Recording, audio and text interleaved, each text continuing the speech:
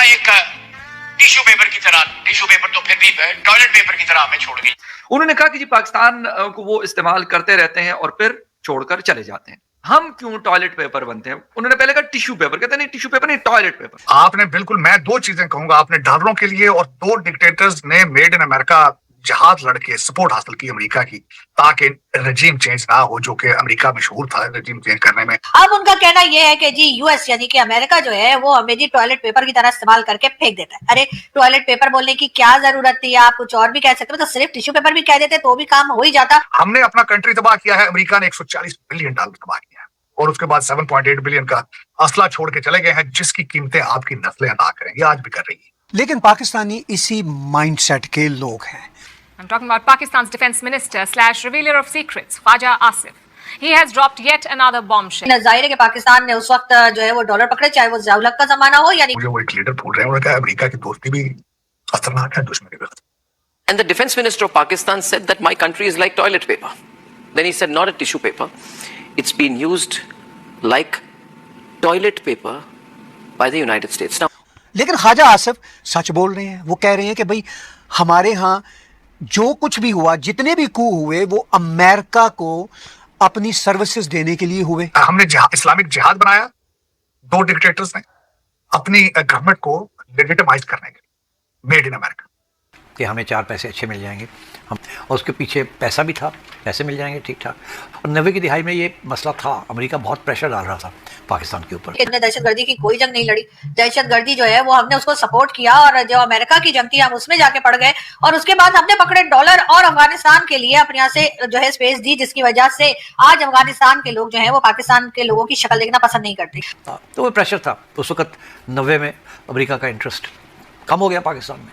उन्होंने कहा कि जी पाकिस्तान को वो इस्तेमाल करते रहते हैं और फिर छोड़कर चले जाते हैं। दशकों तक दुनिया को जिहाद का पाठ पढ़ाने वाला पाकिस्तान आज अपने ही संसद में खड़ा होकर कबूल रहा है कि वो इस्लाम के लिए नहीं बल्कि सुपर पावर की चापलूसी के लिए लड़ रहा था। टिश्यू पेपर तो फिर ठीक होता है, नाक वाक बंदा साफ करके और डस्टबिन में फेंक देता है। डोनाल्ड ट्रंप कदमों में, डोनाल्ड ट्रंप गिर गया है, पाकिस्तान गिर गया है, पाकिस्तान रगड़े नाक से लकीरें निकाल रहा है क्रिकेट खेलने के लिए। पाकिस्तान जिसने मान लिया कि उनकी हैसियत टॉयलेट पेपर की है और टॉयलेट पेपर से ज्यादा नहीं है। कहा तो आसिम मुनीर और शहबाज शरीफ दोनों ही ट्रंप की चापलूसी में डूबे रहते थे, डूबे हुए हैं, और कहा पाकिस्तान के रक्षा मंत्री कह रहे हैं कि अमेरिका टॉयलेट पेपर की तरह से पाकिस्तान का इस्तेमाल कर रहा है। एक बात तो उनकी ये सही है कि ऐसा होता है, तो हमने इसके लिए क्या स्ट्रेटेजी बनाई हुई है? हम क्यों टॉयलेट पेपर बनते हैं? डॉक्टर साहब, सबसे पहले तो आपको मैंने ख्वाजा आसिफ साहब की एक वीडियो सुनवानी है, और इस वीडियो को बहुत ज्यादा डिस्कस किया जा रहा है कि जो ख्वाजा आसिफ ने कहा है कि पाकिस्तान ने जो जंगें हैं वो अमेरिका की लड़ी हैं, सुपर पावर्स की लड़ी हैं, और हमने कुछ नहीं किया। सुनिएगा तारड़ साहब। हमने उन दो जंगों में कोई इस्लाम के लिए या मजहब की मोहब्बत के लिए शिरकत नहीं की थी। दोनों डिक्टेटरों को लेजिटिमेसी चाहिए थी और एक सुपर पावर की जो है ताईद चाहिए थी, इसलिए हमने की थी। One should be very clear about it कि वो जहाद था, कोई जहाद हुआ नहीं था, वो एक सुपर पावर की जंग थी। उसके लिए हमने अपना करिकुलम चेंज कर दिया। आज तक वो करिकुलम दोबारा नहीं हम बहाल कर सके जो आपने, मैंने और यहाँ पे बहुत से लोगों ने 60 की और 70 की दहाई में पढ़ा। ये फेथ यूनिटी डिसिप्लिन नहीं पाक कायदा ने कहा था, यूनिटी फेथ डिसिप्लिन कहा था। यहाँ तक माइक्रो किस्म की चेंजेस जो है इस मुल्क के जो ईथॉस था, पॉलिटिकल ईथॉस था, रिलीजियस जो ईथॉस था, उसको अमेंड किया गया, उसमें चेंजेस की गई क्योंकि हमने एक मेड इन अमेरिका जहाज लड़ना था। जी तारड़ साहब, मेड इन अमेरिका जहाज लेना था। साहब मैं टोटली एग्री करूंगा 100.10% ख्वाजा साहब से। अब इसके टुकड़े करते हैं कि ये क्या था। मैं तो शुरू से ये कहता रहा हूं कि जिहाद, तो देखें आप जिहाद तब करते या इस्लाम के पीछे तब जाते, या अगर आप इस्लाम की फिलॉसफी को समझने की कोशिश करते या उसको सलाहियत रखते समझने की। आपने बिल्कुल, मैं दो चीजें कहूंगा, आपने डॉलरों के लिए और दो डिक्टेटर्स ने मेड इन अमेरिका जहाज लड़के सपोर्ट हासिल की अमेरिका की, ताकि रजीम चेंज ना हो, जो कि अमेरिका मशहूर था रजीम चेंज करने में, और CIA माजी के अंदर करती रही है कंट्री से अंदर, इसमें कोई शक नहीं। मैं टोटली एग्री करूंगा 100.10%। लेकिन यहाँ पे दो चार चीजें हैं। ख्वाजा साहब कंट्रोवर्शियल स्पीचेस देने पे माहिर हैं, वो देते रहे हैं। शायद उसमें दो सिग्नल जाते हैं, या तो फिर नून लीग अपना मोल लुआन दे रहे स्पीचा दे के, नंबर 1, और दूसरा या फिर उनको शौक है कि he should be in the news at the same. लेकिन चीमा साहब दोनों चीजें लेजिट हैं, अगर करते हैं तो वो ठीक है, सियासत का हिस्सा है। लेकिन उन्होंने बिल्कुल एक जो आवाज उठाई है बिल्कुल सही उठाई है कि हमने कंट्री अपना तबाह कर दिया है, हमने अपना कंट्री तबाह किया है, अमेरिका ने $140 बिलियन तबाह किया है। और उसके बाद 7.8 बिलियन का असला छोड़ के चले गए हैं, जिसकी कीमतें आपकी नस्लें अदा करेंगी, आज भी कर रही है। इस वक्त देखें, हमने इस्लामिक जिहाद बनाया 2 डिक्टेटर्स ने अपनी गवर्नमेंट को लेजिटिमाइज करने के लिए, मेड इन अमेरिका। क्या आप इसको जमहूरियत मानेंगे? मैं तो नहीं मान सकता। दूसरा, अगर मैं एक और यहाँ पे बात करना चाहूंगा, जमहूरियत जहां से शुरू हुई थी वहां भी नहीं चल रही हो। मैं मिसाल अमेरिका की देना चाहूंगा। शायद जमहूरियत वहां से तो नहीं शुरू हुई थी, यूके से शुरू हुई थी। ह्यूमन राइट्स के साथ किंग जेम्स पीरियड पे जब वो ह्यूमन राइट्स की चीजें हुई थी उसके साथ हुआ था, लेकिन अल्टीमेटली 250 साल की हिस्ट्री है, तो वहां भी नहीं जमहूरियत चल रही। इन्होंने क्या जमहूरियत चलानी है जहां लोगों के पास तालीम ही नहीं है, जहां लोगों के पास तालीम ही नहीं है। और झूठी जमहूरियत है जो कि डिक्टेटरशिप से भी वर्स्ट है इस वक्त। टोटल हिटलर स्टाइल गवर्नमेंट है, टोटल अगर देखा जाए, क्योंकि उन्होंने चुन चुन के वो सारे कंट्री ऑलमोस्ट खत्म कर दिए जो एंटा इजराइल थे। अब पीछे ईरान बचा है, उसके बाद पाकिस्तान की बारी आएगी शायद। लेकिन मैं ये समझता हूं कि अभी तो हमारे पास जो हमारी जो लीडरशिप है, खासकर मिलिट्री लीडरशिप, वो डू और डाई पे बिलीव करती है, और this is how you run the country.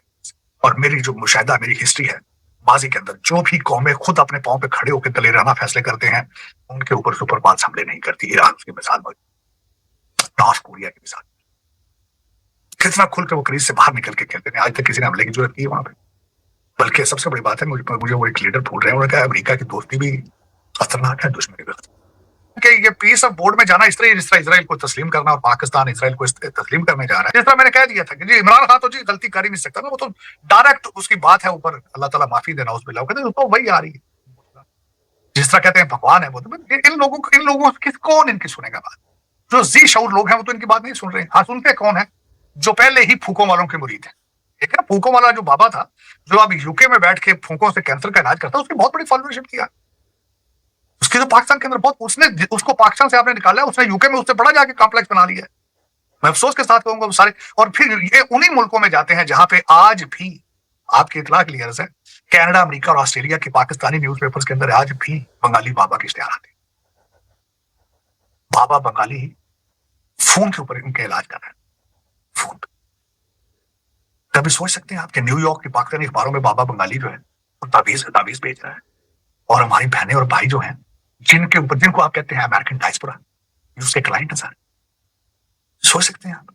तो चीमा साहब, इनको अगर आपने सोच के चलना है और कंट्री के फैसले करने हैं, तो फिर दूसरी सुलह कर लो तो बेहतर। तो मैं लतीफा भी सुना देता हूँ। इस तरह था कि सेकंड वर्ल्ड वॉर में किसी मरासी के घर में जब पार्टी शुरू हुई, तो वो कुछ गए गोरे या जो कोई उनके तरफ पुत्र जवान है, तो तुम इसको फौज में भेज दो, हमने हिटलर का मुकाबला करना है, जैपनीज सोल्जर्स को आगे बर्मा तक का सामना करना है। वो मरासी ने कहा था, उन्हें क्या, सर माय लॉर्ड, अगर गल मेरे पुत्र तक आ गई तो तुझे सुनी कर। अगर तुसी ये चंद आवारा भगौड़े यूट्यूबर हैं, अगर इनकी नैरेटिव को इससे डरते, आपने नेशनल इंटरेस्ट के फैसले करने, तो फिर तुझे सुनी कर लो। मेरे ख्याल बीजेपी को हराना इस वक्त impossible, mark my words. Donald Trump कदमों में, डोनाल्ड ट्रंप गिर गया है, पाकिस्तान गिर गया है, पाकिस्तान रगड़े नाक से लकीरें निकाल रहा है क्रिकेट खेलने के लिए, और वो ठीक हो जाएंगे। मुझे फिक्र आपकी है, क्योंकि टीटीपी को आपके अंदर से सपोर्ट हासिल, और आप अभी तक हार्ड स्टेट कहने को कह रहे हैं लेकिन बने नहीं। आपको सख्त फैसले करने होंगे, गवर्नेंस इंप्रूव करनी होगी, करप्शन को रोकना। बड़ी बड़ी लंबी दिहाड़ियां लग रही हैं, बड़ी बड़ी, और जेन जी सारा दिन देखती है। खैर आपकी तो जेन जी आंखों से अंधी कानों से बहरी है, आपकी जेन जी सारी तो हुको वाला मुर्शद जाती है कि आए और मुखलात पाकिस्तान को जीते। उनको आर्टिफिशियल इंटेलिजेंस ना पढ़नी पड़े, वकलात आए, जिनात आए और इकॉनमी भी ठीक हो जाए। और सारा कि एक बेबी सीएम जिसको एक हमारी पिंकी पीरनी ने बनाया, वो सारा दिन जाके उसकी पहली ड्यूटी क्या है, अडियाला जेल के सामने बैठना। वो आए उसके पास, कहते हैं हाँ, कहते हैं हमने बनाया कुछ नहीं है, कौम को शऊर दिया है, ये उनका स्लोगन। कैसे लौट के खा गया, शऊर दे दिया। चले इस शऊर के साथ जिंदा रहे, खा ले। मेरे ख्याल में चाहिए केपीके के लोगों को इस शऊर का नाश्ता किया करें, रात को डिनर शऊर से किया करें अगर हो सके, क्योंकि शऊर जो है उससे इकॉनमी नहीं होती, शऊर से आप करप्शन नहीं रोको।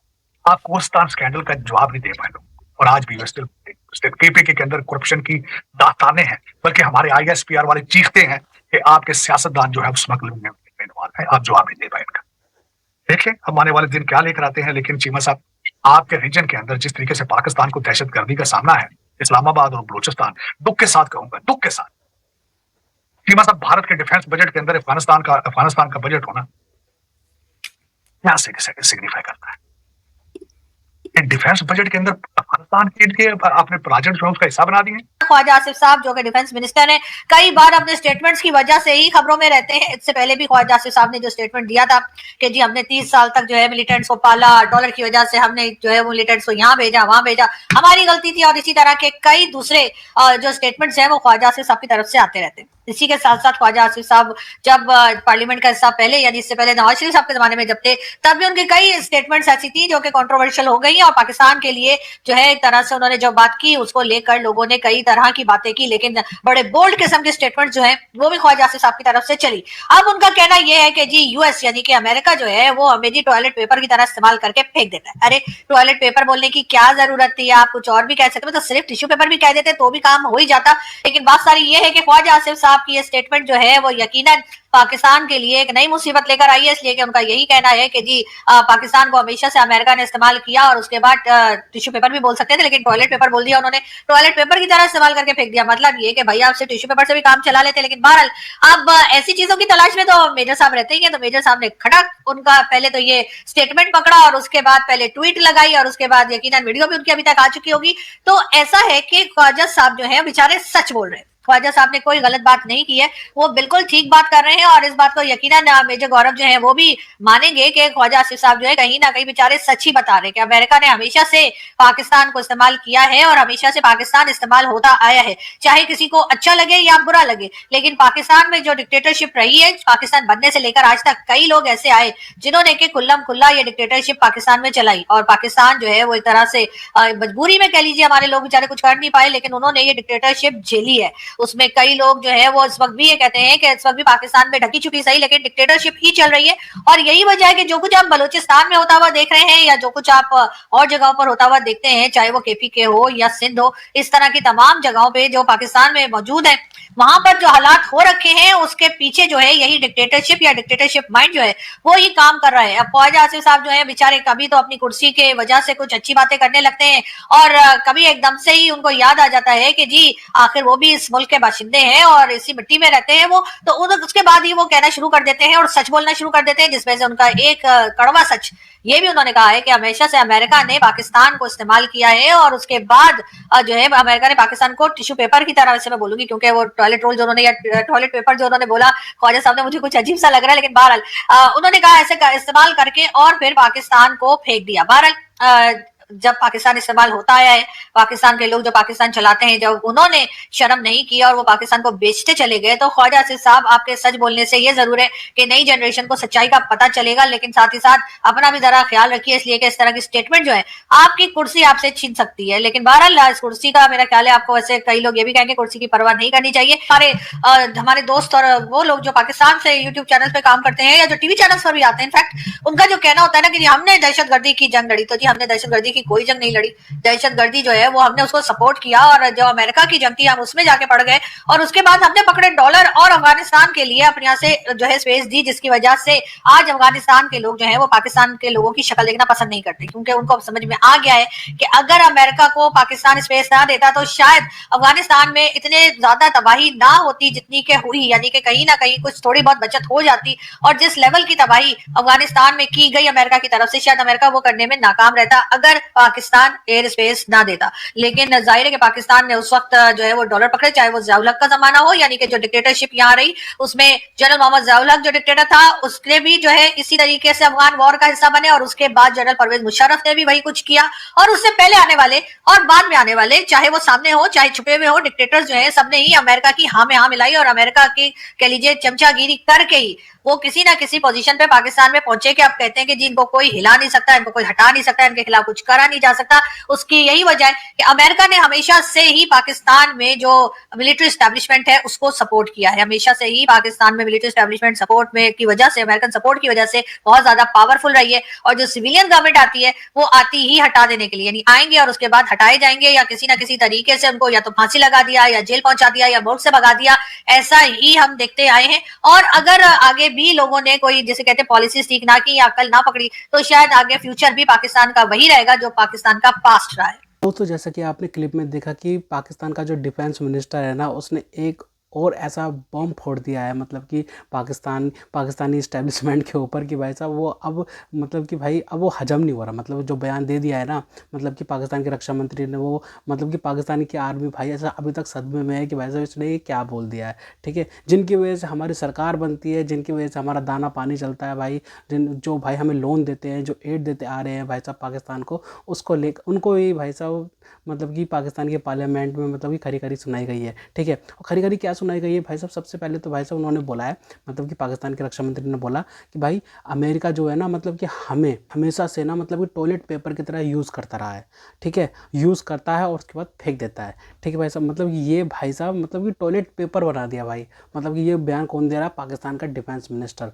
तो भाई कि जो पाकिस्तान भाई साहब जो बड़ी बड़ी बातें करता है भाई साहब, हमने तो मतलब भारत को भाई साहब मतलब कि भाई पीछे छोड़ दिया है। ठीक है भाई साहब, हम तो तरक्की पे जा रहे हैं, अमेरिका भी हमारे यहाँ इन्वेस्ट कर रहा है। ठीक है, हमारा रेयर अर्थ मटेरियल निकाले जाएंगे बलूचिस्तान से और कहाँ भेजे जाए, कहाँ एक्सपोर्ट करा जाएगा? अमेरिका में। अमेरिका हमें और भी पैसे देगा जैसे अफगान वॉर में दिया था। तो भाई मतलब कि भाई पाकिस्तानी मतलब कि छोड़ते बहुत बड़ी बड़ी है, लेकिन भाई साहब कभी कभार सच भी बोल देते हैं। ठीक है, अब ये जो ख्वाजा आसिफ का पुराना बयान बताऊं, उस टाइम पे एक इंटरव्यू चल रहा था और उसमें क्या बोलते हैं, ख्वाजा आसिफ ने खुद बोला कि भाई हम अमेरिका के लिए गंदे काम करते आए हैं 2 डेकेड से, यानी 2 दशकों से हम मतलब कि अमेरिका के लिए मतलब काम करते आए हैं। तो अमेरिका हमें ऐसे नहीं छोड़ सकता, मतलब हमें ऐसे मतलब कि अमेरिका हमारा साथ हमेशा ऐसे ही छोड़ देता है, इस बार नहीं छोड़ने देंगे। ठीक है, छुड़वाने देंगे। तो भाई ऑपरेशन सिंदूर में जो भारत ने बदला लिया है ना अपना, तो उसमें हम अपना फ़ायदा ढूंढ लेते हैं। ठीक है भाई साहब, हम झूठ फैला देते हैं कि भाई साहब भारत ने जहाज़ गिरा दिए, ये गिरा दिए, वो गिरा दिए। अरे भारत तो अपना काम करके निकल गया था भाई, भारत को 9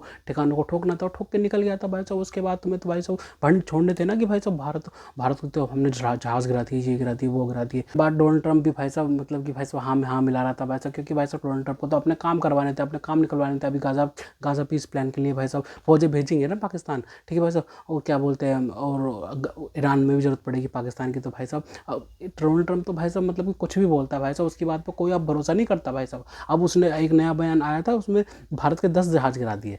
बयानों में तो भाई कुछ भी कर सकता है भाई साहब वो डोनाल्ड ट्रंप, लेकिन भाई साहब मतलब डोनाल्ड ट्रंप का ही ट्वीट है कि ट्रंप ने खुद बोला है भाई साहब ट्वीट में कि पाकिस्तान ने हमारे 33 बिलियन डॉलर खाए हैं। अमेरिका के 33 बिलियन डॉलर खा के उसने डकार भी नहीं ली और अमेरिका को कुछ दिया भी नहीं पाकिस्तान ने, मतलब कोई सपोर्ट भी नहीं करा, कुछ भी सपोर्ट नहीं करा, ऐसा खुद डोनाल्ड ट्रंप ने बोला है। लेकिन भाई साहब अब तो डिनर चल रहे थे आसिम मुनीर और शहबाज शरीफ के साथ में। ठीक है भाई साहब, अब भी कुछ ऐसा ही होने वाला है। इस वजह से मतलब कि ये बयान क्यों दिए जा रहे हैं, आप सोचने की बात है। ये जो मतलब कि जो पाकिस्तान में अभी जो हलचल चल रही है इतनी, मतलब बलूचिस्तान वगैरह में अटैक वगैरह हो रहे हैं, क्यों हो रहे हैं? ये ध्यान भटकाने के लिए अमेरिका का। अमेरिका देखो भाई साहब, अमेरिका को क्या कहेगा पाकिस्तान, देखो भाई हमारे यहाँ तो वैसे ही हालत ख़राब हो रहे हैं, हम अपनी फ़ौज कैसे भेजेंगे गाज़ा में? हम तो वैसे मासूम बच्चे हैं, हम क्या कर सकते हैं? आप बड़ों के मसले में भाई साहब हम कुछ नहीं कर सकते, हमारे तो खुद हालत ख़राब है, इसलिए हम अपनी फ़ौज नहीं भेज सकते। ऐसा बोलेगा पाकिस्तान। ठीक है, और उसके बाद जो पहली बात तो ये होगी। दूसरी बात ये, अब जो पाकिस्तान का जो डिफेंस मिनिस्टर उसने भाई साहब अब ये बयान ठोक दिया है। ठीक है भाई साहब, हम तो भाई साहब खुद मजलूम हैं।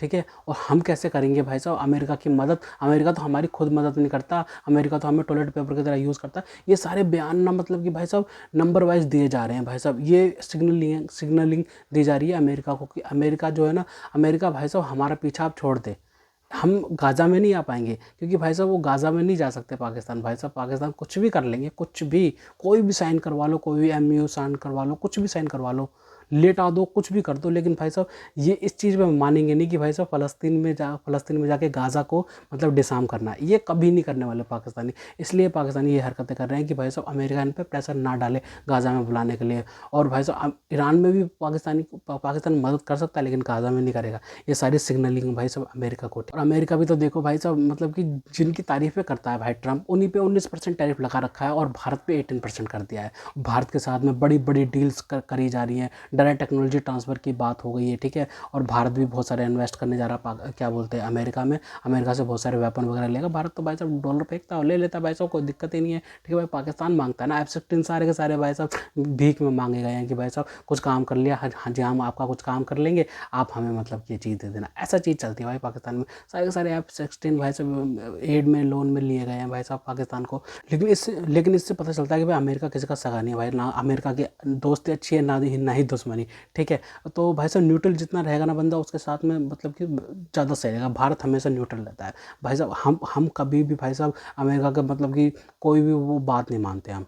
अब अमेरिका कहता है ना कि भाई साहब रशियन क्रूड ऑयल, मतलब सारा मसला तो रशियन क्रूड ऑयल का था ना, जो भारत और अमेरिका के हालात बिगड़े हैं, मतलब कि सारा मसला रशियन क्रूड ऑयल का था। अमेरिका सोचता था कि भाई साहब हम तो कितने के चौधरी हैं भाई, हम तो भारत को मतलब कि बिल्कुल ही प्रेशर डाल देंगे, ठीक है, भारत बैकफुट पे चला जाएगा, हम प्रेशर डालेंगे, टैरिफ करेंगे। भाई साहब टैरिफ तुम कितना भी लगा लो, कुछ नहीं होने वाला। अब मतलब कि तुम्हें ज़रूरत क्या पड़ी है भाई साहब, जब तुमने भाई साहब भारत के ऊपर भाई साहब 500% टैरिफ का तुम थ्रेट दे रहे थे, भारत को 500% टैरिफ लगाएंगे, तो भाई साहब मतलब कि क्यों मान गए? अगर चलो भारत ने भी तुमसे बात करी, ठीक है भाई साहब कम कर दो, मानते हैं, मान लिया, ठीक है, बातचीत हुई है, ठीक है भाई साहब डिप्लोमेटिक वे में, लेकिन भाई साहब फिर तुम माने क्यों?